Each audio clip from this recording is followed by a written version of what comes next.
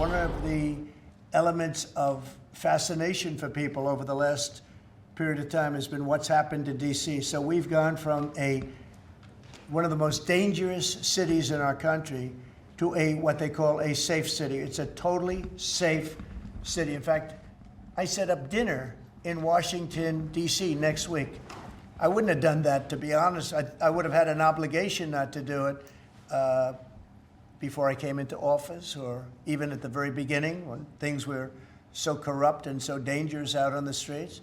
So Washington, D.C. has had virtually no crime. That was President Trump revealing he's set up for dinner in Washington, D.C. next week after his successful crime crackdown severely reduced the violence in our nation's capital. Now, that comes amid the showdown in Chicago that you're looking at. At any moment, ICE agents are set to move into the Windy City for an immigration crackdown. And it's putting Chicago leaders on edge, like this one. Illinois Governor J.B. Pritzker insists he doesn't want federal troops in Chicago, arguing the city is safe. That comes despite a bloody Labor Day weekend. It left 8 dead, more than 50 injured.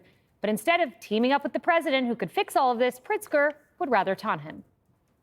He seems a little obsessed with me and with Chicago. Maybe he's got Pritzker derangement syndrome. Part of their kind of nefarious plan is begin with ICE, cause mayhem on the ground, and by doing that, say that there's a need for military troops on the ground to protect ICE. We're going to immediately go to court. If National Guard or other military troops are deployed to the city of Chicago, immediately go to court. The future of our democracy, the future of America is on the line. Okay, so Jessica, he used the word nefarious plan. Apparently it's nefarious to send ICE agents to arrest criminal illegal immigrants. And I'm curious if it's nefarious to people like the woman, 37-year-old woman. ICE arrests criminal illegal alien who concealed and abused the body of a missing woman. She was found in a container. There's also an illegal immigrant in Chicago accused of shooting a Jewish man. Is it nefarious to these people who, in some cases, lost their lives to go arrest the people who might perpetually kill others? No. Take them away. Everyone's in agreement So about you're those for the people. plan. Well, no, because the plan won't be that. This is what's been going on since Donald Trump came back into an office. You advertise that that's the plan, and then you go to Home Depot and you go to immigration court and you pick up people who are, yes, here illegally, but have committed no crime on U.S. soil and have just been hardworking folks that are here for the American dream, and a lot of them have American children. So that's what's been happening and why he's completely underwater on immigration. In terms of militarizing these cities, D.C. is very different than what he wants to try to do in Chicago. And I hear, the residents want it, the residents want it. It's on Kendall Reed, who's a gun violence mediator in South Side of Chicago. We need mental health resources, job opportunities to stop school closures. Send those people in. Don't send the military in. Donald Trump has been cutting budgets for mental health. And as far as the job opportunities, I'm sure you saw the jobs number this morning. A big disappointment, even Kevin Hassett admitted it. Only added 22,000 jobs in August, expected 75K. We had a downward revision for June to minus 13,000. Haven't had that since December. This is called a red herring. Literally, no, it's the not. Chiron talks about crime and you pivot to jobs. I read you something from someone who's talking about the military and crime and then saying, how about we get a job opportunity? Also, that voters went out and they put Donald Trump in because they thought he was going to, quote unquote, fix the economy. And the exact opposite has happened.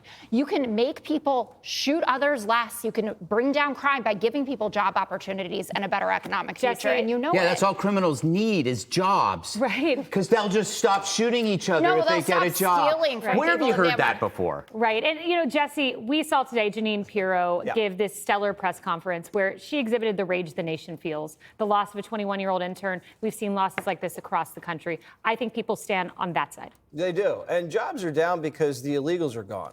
When you leave, 2 million illegals leave the country, you're not going to have as many people working. And the people that are working are Americans, Jessica. And that number will be revised. I wonder if they'll be talking about the revised number in a few months. When he gets the right person in the job? Maybe. Okay. All right. So let's stick with the theme, though, because when you don't act and someone else has to come in and act for you, you look weak.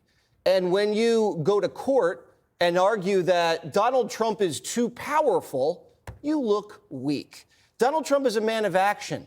And he's taking bold action because he has a mandate to fight crime and illegal immigration because the Democrats booted it so badly.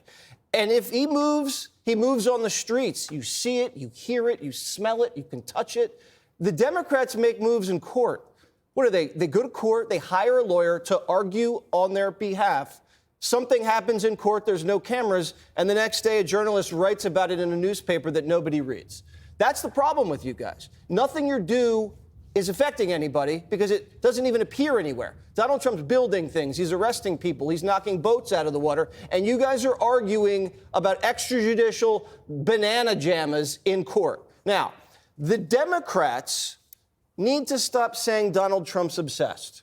Because, I don't know, in the last week, Donald Trump's gone after Maduro, Modi, Putin, Massey, Newsom, everybody. And this guy Pritzker, who needs to lose a little weight, is saying he's obsessed with me? No. The Democrats should start obsessing with people besides Donald Trump.